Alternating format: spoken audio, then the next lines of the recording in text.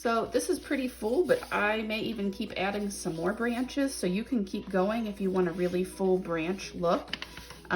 Definitely add at least this full amount and then go back and make sure you've colored everything nice and black if you're doing that watercolor pencil or the Sharpie. And I'm going to keep adding some more.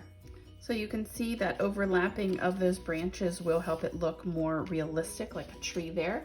So this takes a while. So if you don't finish it today, we will be finishing it next class.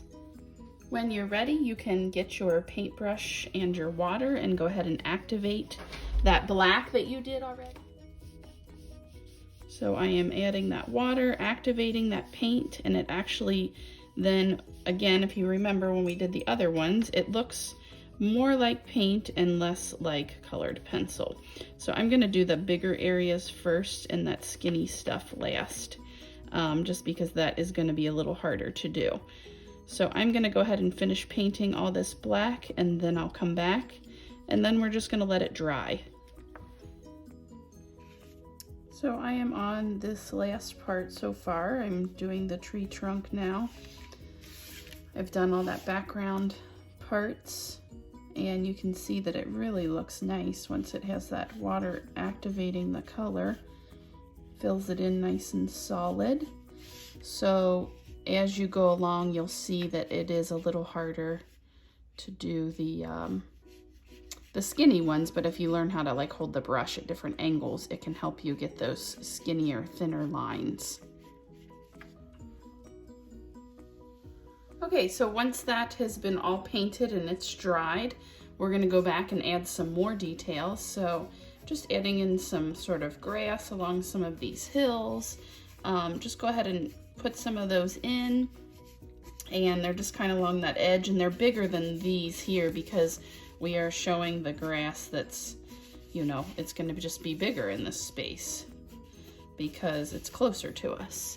So, and then I might just put a little bit back here. So just adding some details in those spaces so that it's got some variety going on. And I might put some more back here. So just adding in some of that to go along those hills there. And just add as much as you want. Okay, so I finished the grass, I added some birds. So just whatever details you want. I put a little bit of black lines through the snowy area.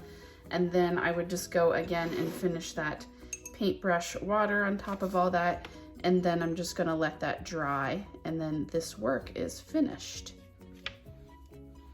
So here's my finished work. Once you are finished adding your details, you want to take a photograph and upload that to the media album.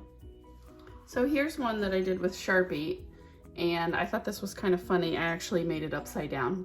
This was supposed to be the sky, but I think I started drawing and didn't pay attention. So be careful that you don't do the same thing. But this was a similar steps, just using Sharpie versus the watercolor pencil.